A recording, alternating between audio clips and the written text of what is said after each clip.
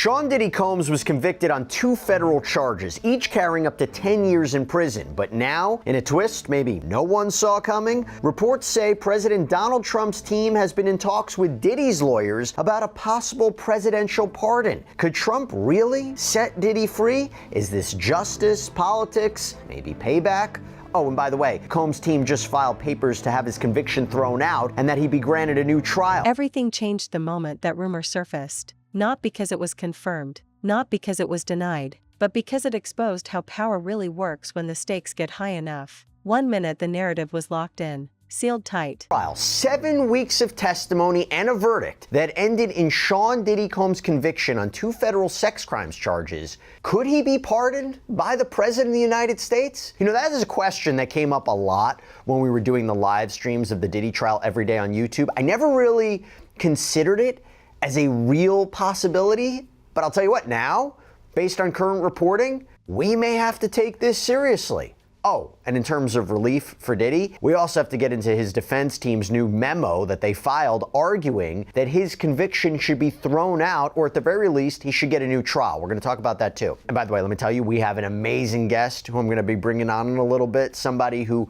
actually helped secure federal pardons for his clients, including from President Trump, and is an expert in criminal law, has been following this case from the very beginning. I'm going to bring him on in a little bit. But why do I say that we have to take pardons seriously now? Why? Well, TMZ has reported that President Donald Trump's administration has been talking to Diddy's legal team about a potential pardon, a forgiveness for a federal crime. It's enshrined in the Constitution. Article 2, Section 2, Clause 1, the president shall have power to grant reprieves and pardons for offenses against the United States, except in cases of impeachment. And according to TMZ, his decision to pardon Diddy may be determined based on if Judge Arun Subramanian grants Diddy bail, which, by the way, we dedicated a whole sidebar to the other day. His team just filed a brand new letter with the court asking for him to be released. I broke it down, discussed all those arguments. But TMZ also has reported that the pardon decision could also come down to how Diddy is ultimately sentenced on October 3rd. And remember, he was acquitted of racketeering and sex trafficking, but he was found guilty of the 2 counts of transportation to engage in prostitution, the Mann Act violations, namely transporting his exes, Jane and Cassie Ventura Fine, and men across state lines for the purposes of sex work. Each charge carries up to 10 years in prison, although I'll tell you, in a prior filing, the government was looking at roughly 4 to 5 year prison sentence. Mind you, this is before a pre-sentencing report has been prepared for the court, which does a full background check and analysis of Diddy's life and crimes. Now, the defense would definitely love time served and he gets out, or 21 to 27 months. And remember, at the time of sentencing, he'll have been locked up for a full year, so he'll get credit for that. And the judge has discretion here because there's no mandatory minimum when it comes to these charges. But anyway, as you know, we have been following this Diddy story since it broke, 2 years ago? And one of the reasons that we can do this, to really dive into these cases, is because of the amazing support that we get from our sponsors like Upside. Now, Upside is great. It is a free app that gets you cash back when you buy daily essentials. So I pump my gas, I can use Upside. I go out to lunch, I can use Upside. Get something at a convenience store, I can use Upside. And why not get cash back when I do all these things, right? This is real cash back. It's money that appears in your Upside app that you transfer right into your bank account. So once you have the free Upside app, you claim an offer for whatever you're buying on Upside. You pay as usual using a debit or credit card. You follow the steps on the app,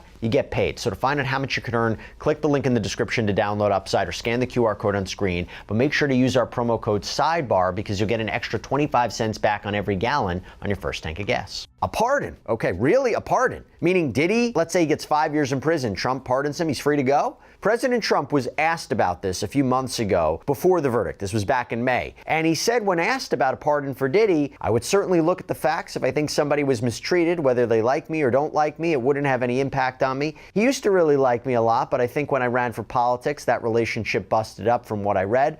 I don't know, he didn't tell me that, but I'd read some little bit nasty statements in the paper all of a sudden. And Diddy had been photographed with Trump over the years. There was some sort of relationship there. President Trump even called him a good friend on a 2012 episode of his TV show, The Apprentice. The problem is, some comments Diddy made about Trump in recent years as Diddy really entered the political realm. There's a video where he's speaking to radio host Charlemagne saying, if Trump gets elected, I really do believe in my heart there'll be a race war.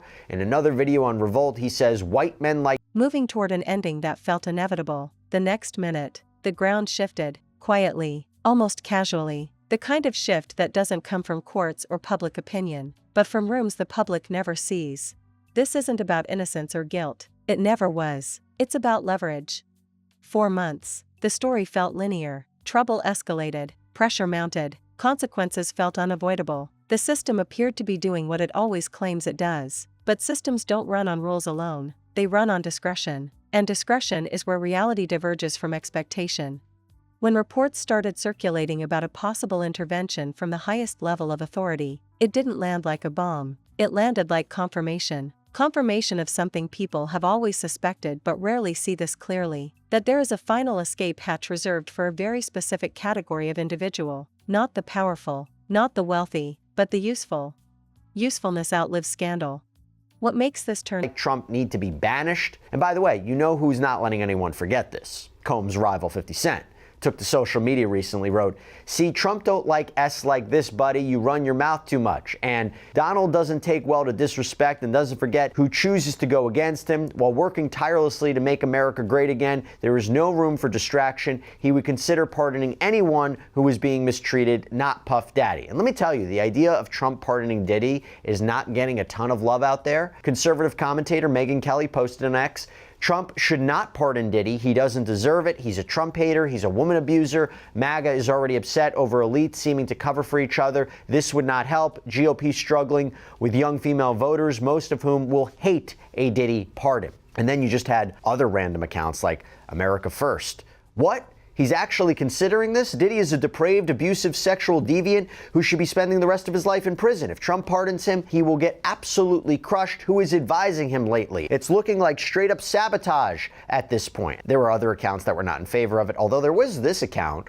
Milo posted on X, "Trump has no choice but to pardon Diddy after the government, led by James Comey's daughter Maureen, simply lost interest in Diddy's guilt the moment they secured his tapes incriminating powerful Democrats. The prosecution was a shambles. The trial was a farce." Now, I want to talk about if this is really going to happen, how it would happen. Also, if it really depends on bail and sentencing, then what are we talking about? And I have somebody who not only has been following the Diddy case from the very beginning, not only is a renowned criminal defense attorney, but actually has obtained federal pardons from the president, including from Donald Trump.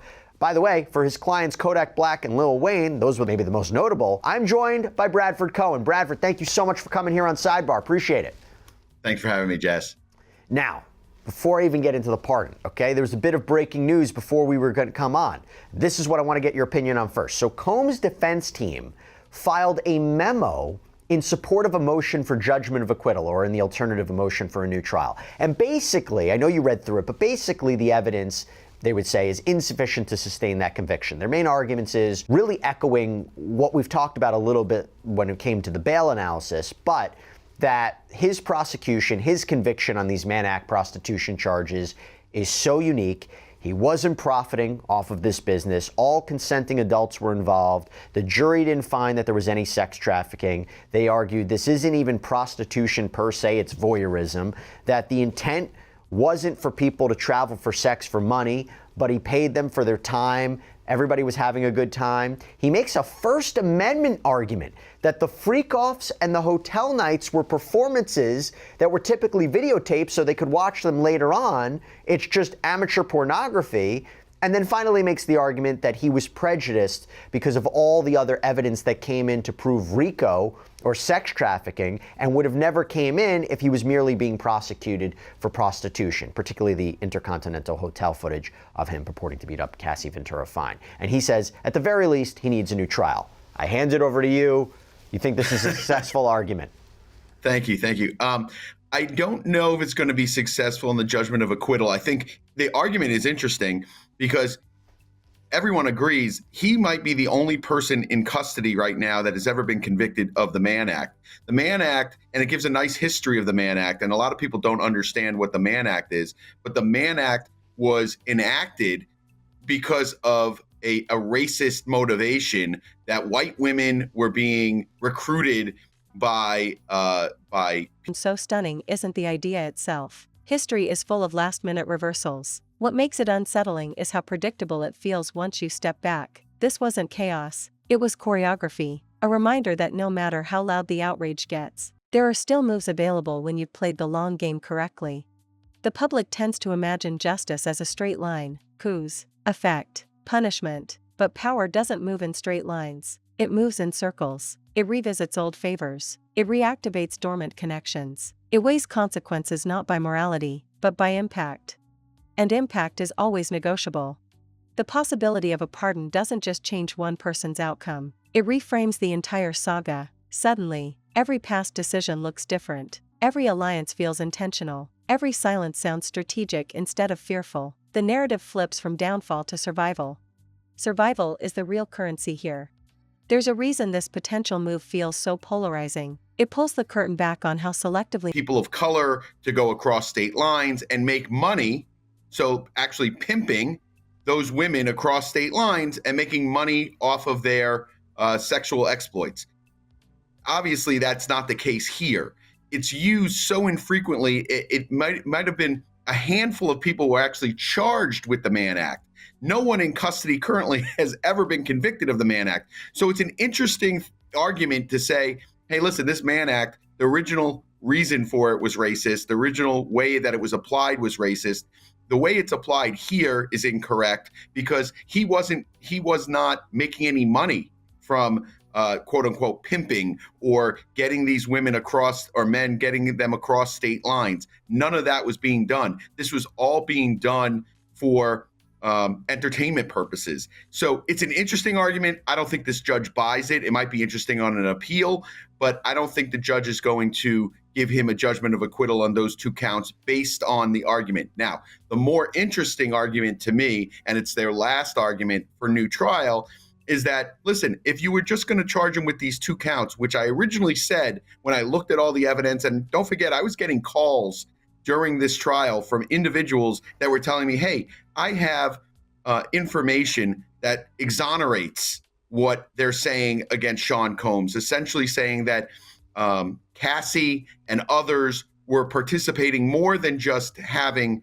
sex in a room. They were participating more than that. They were paying people, they were hiring people, they were sending me pictures even when Diddy wasn't around. They were asking me to come over even when Diddy wasn't around. These are what these witnesses were telling me, which is really Brady evidence. And I don't know if that was ever turned over. But the more interesting argument is that all these counts were charged. The only thing he was convicted of were the Mann Acts, and he probably wouldn't have been convicted of these Mann Acts but for all this other stuff that came in to try and prove these counts that they could not prove and did not have a basis for bringing.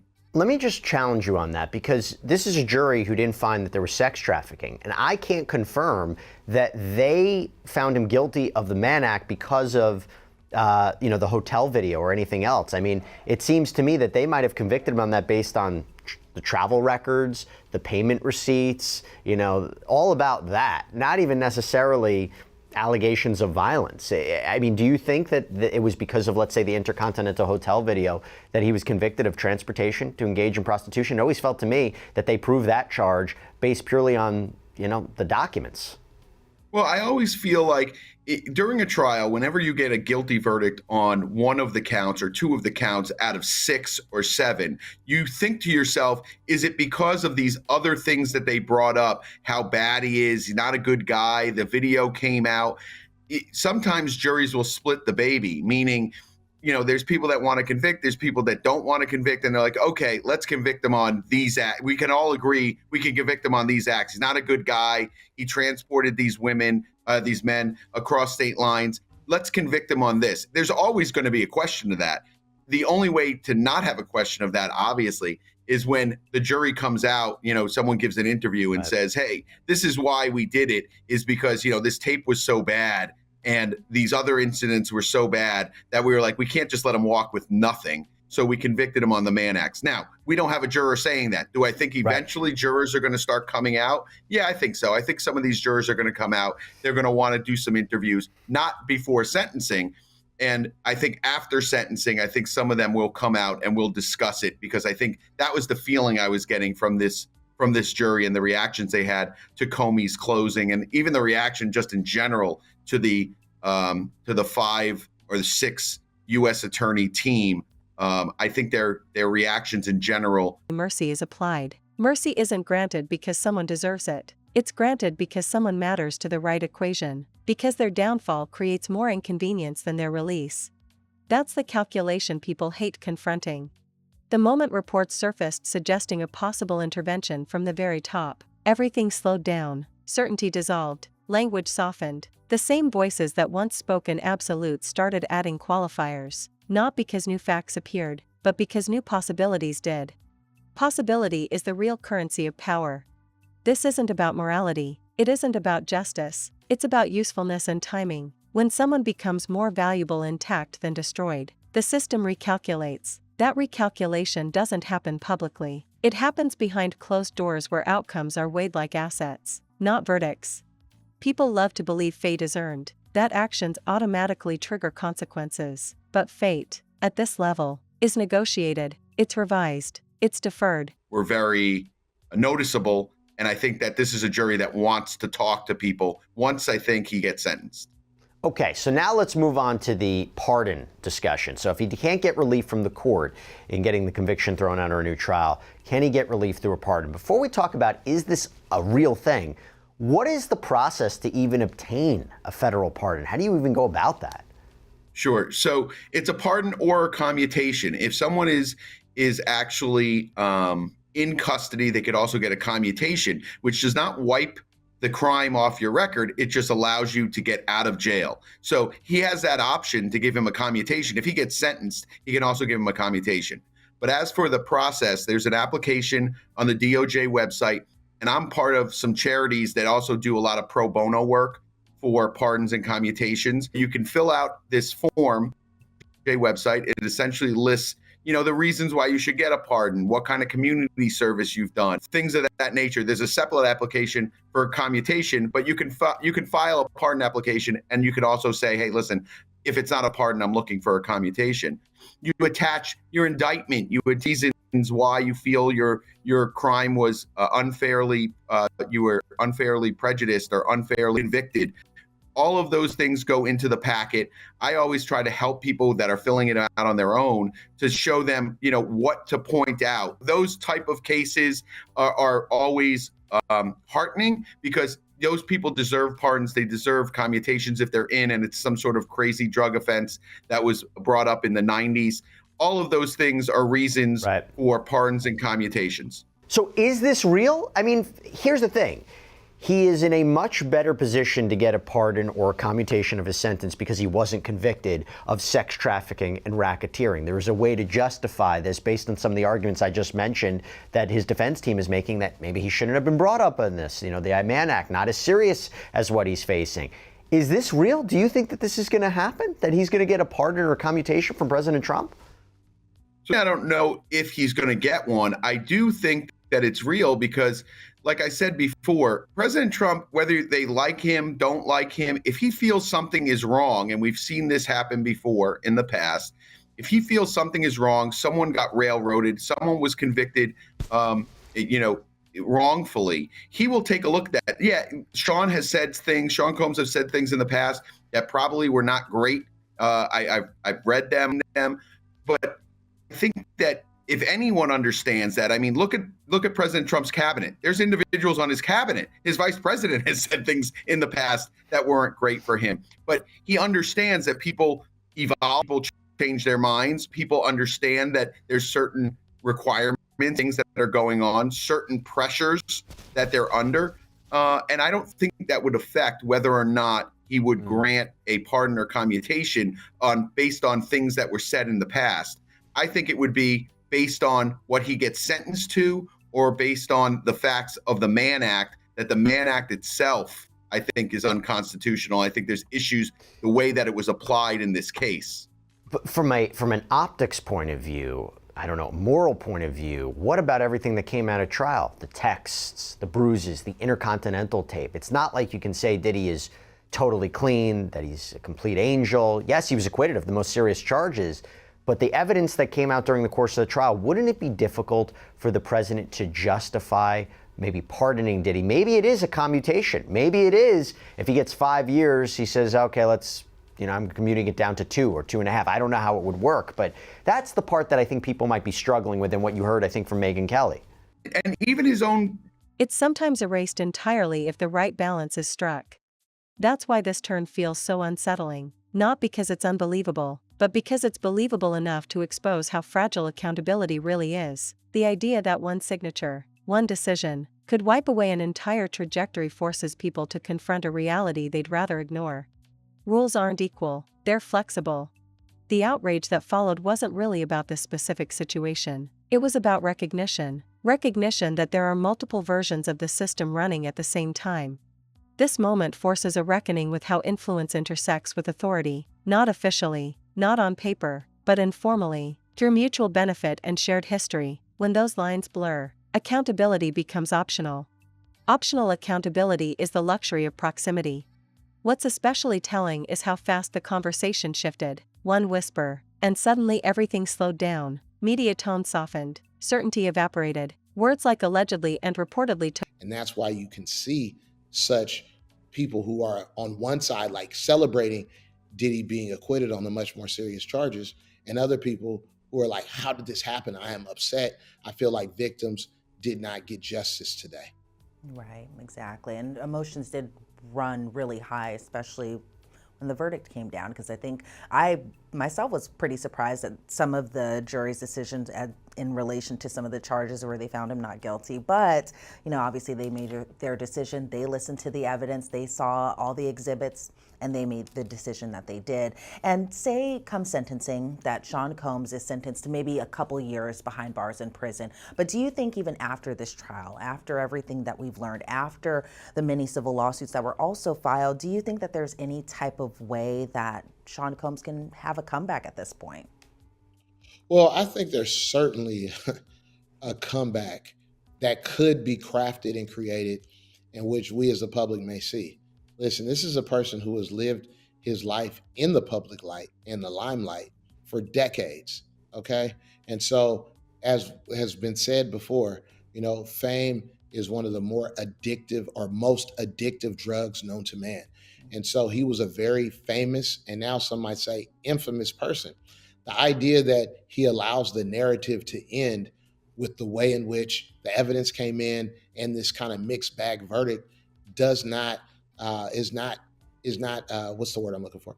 If I don't see Diddy allowing the last chapter of his book to be written with this trial, instead, the person that he's held himself out to be and who we now understand him to be is someone who is going to say, look, this was a dark chapter in my life, but now I'm going to show you the phoenix rising from the ashes. And there are other chapters. And I think that he will make an even more concerted effort to be more philanthropic, to be more of a victim's advocate. And also, once he completes these programs, he can say, look, I was once an abuser of women, abuser of drugs, abuser of fame, abuser of power and fortune, but look who I am now. And so I think that's a pretty powerful story. And frankly, people love comeback stories. Yeah, they do love a good comeback story, but I'm curious, in your opinion, do you think that this is all just for maybe a showmanship, or do you think it's all for PR so that way, Diddy can walk out of MDC Brooklyn or possibly a potential prison and just be like, what, I am a changed person. But also in that same breath, what kind of message do you think that sends to victims out there who may have been abused or, something had happened to them by a high profile figure? They want to report this to police. They want to either go to maybe a civil lawyer, all of that stuff. But then after this trial, they are like, no, I can't do that. Look what happened in this case. What are your thoughts on that? Yeah. Well, there are definitely people who are victims advocates and victims themselves who think that this trial serves to kind of throw cold water, if you will, and chill victims who might want to come forward to express what happened to them, to initiate a criminal case, to initiate a civil case. They look at this case and say, at what cost is it to me personally to have to bare my soul, to only then be grilled on cross-examination, to have all of my intimate details bantied about, in the media, and then to be judged, and then go through all of that, and I walk away in some ways empty-handed. Now, Took center stage. The same story that once felt sealed now feels suspended. Suspension is power's favorite state. This isn't about a signature on a document. It's about the signal it sends. The signal that no matter how severe things appear, the game isn't over until every door is checked. And some doors only open for people who were never meant to face the ending the public expects. the outrage that followed wasn't just emotional, it was existential. People weren't angry because of one individual, they were angry because it confirmed a hierarchy they're constantly told doesn't exist. A hierarchy where consequences scale downward, not upward. The higher you are, the more exits you have.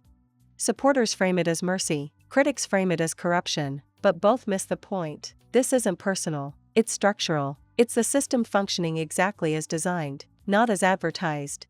The design favors continuity over disruption, stability over justice, control over closure. That's why this possibility feels so deflating to some. That's certainly one way of looking at things, and there's a lot of credibility as it relates to understanding how someone could feel that way. The flip side, because remember, the scales of justice isn't just one side, there's two sides. The other side, if you will, is at what point in time does a person pay in full their price to society? And then once they've paid the price for their transgressions, at what point do you then look at that person and feel like, hey, you could be a changed person. You can redeem yourself. There's things that you can do to essentially prove to us as members of the public, as clients, as customers, that, you know what, you're a changed man. And so that's the hill Diddy has to climb. Whether he climbs that hill or not remains to be seen. But it's definitely a hill that's in front of him. And some might say it's not a hill, it's a mountain. It is a mountain for Diddy. I think it might honestly be Mount Everest. It's a large mountain for him to scale, for I think people to possibly forget in their conscious what we learned in this trial. And I remember when Sean Combs, we've been covering this since Cassie's lawsuit, since 2023, November of that year. And I just remember thinking that there would be some type of reckoning within the hip hop community, the Black community, as far as Me Too goes, something kind of similar. And I thought possibly, and I think maybe other people thought so too, that maybe Sean Combs was kind of that person that would, bring about this kind of reckoning in the hip hop community as far as Me Too goes. But do you think that can still happen? Do you think that will still happen? Well, I think that Diddy's trial, served as a clarion call, a wake-up call, canary in the mine, so to speak, as it relates to you could be as powerful, as popular, as wealthy as Diddy. I mean, keep in mind, he called himself Brother Love. He got the key to New York City in the months or the year leading up to all of this, right? Yeah. And he was sitting on what some might say is the highest pedestal. And look how far he has fallen. Now, at the same time, you have that going on. And so people can look, if you really look at the case, and not just the legal case, but the case in the court of public opinion. And victims, if you will, won. Because he has, not only did he have a criminal case he had to deal with, but he has upwards of 20, 30 civil cases I think even that he's more also than going to have that. to deal with. Yeah. Yeah. And each one of those cases, even if it's not proved by the victim that it happened, he is still going to have to pay hundreds of thousands of dollars in attorney fees for each and every single case, and maybe millions for the more serious and those that get further down the line. So he's not done paying for his transgressions. And I think that for other people who are in similarly situated positions of power and influence, they certainly took notes from the Diddy trial and figured out, hey, if I continue to act like a pig, pigs get slaughtered. Yes, they do. And I just remember even in the outcome of the Sean Combs lawsuits that were filed, even probably before he was indicted, we were hearing and seeing more civil suits filed against other people. And even after this case, we've seen more high-profile figures have complaints against them, like, Tyler Perry and Shannon Sharp and Smokey Robinson, all of which have denied the allegations against them. But I do think that... And so unsurprising to others. It depends on whether you still believe outcomes are earned, or whether you've accepted that they're negotiated. Negotiation doesn't happen in public. Behind the scenes, this kind of move isn't dramatic, it's procedural, it's discussed in terms of optics, timing, backlash management, it's weighed against other priorities, it's reduced to pros and cons on a list that never includes public trust. Public trust is renewable, influence is not. If this intervention happens, it won't be explained fully, it never is. There will be vague language about fairness, redemption, or extraordinary circumstances, enough words to fill a press release, not enough to answer real questions. And then attention will move on.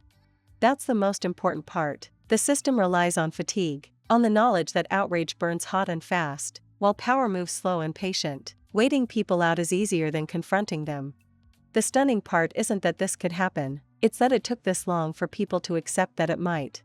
For some, this feels like the story being stolen at the last page. For others, it feels like the ending was always obvious. Both reactions can exist at the same time. What matters is what lingers after. Because even if nothing happens, the damage is already done. The idea alone reshapes perception. It tells everyone watching that accountability has a ceiling, that consequences are conditional, that the rules change depending on who's standing in the spotlight. And once that realization sets in, it doesn't fade. People will remember this moment not for the decision itself, but for what it revealed, that when power feels cornered, it doesn't fight, it exits, quietly, legally, cleanly. No dramatic escape, just a door opening that most people never knew was there. That's why this feels so heavy. It's not about one life-changing direction, it's about millions realizing that the system they're judged by isn't the same one judging those at the top. And that realization doesn't spark riots, it sparks resignation. Resignation is far more dangerous. Because when people stop expecting fairness, they stop believing in the process altogether, they disengage, they grow cynical, they accept imbalance as permanent. That's the true fallout. Whether the pardon happens or not, the story has already crossed a line. It's shown how thin the barrier is between consequence and exemption, how quickly fate can turn when authority enters the picture. Stunning turns don't come from miracles, they come from access.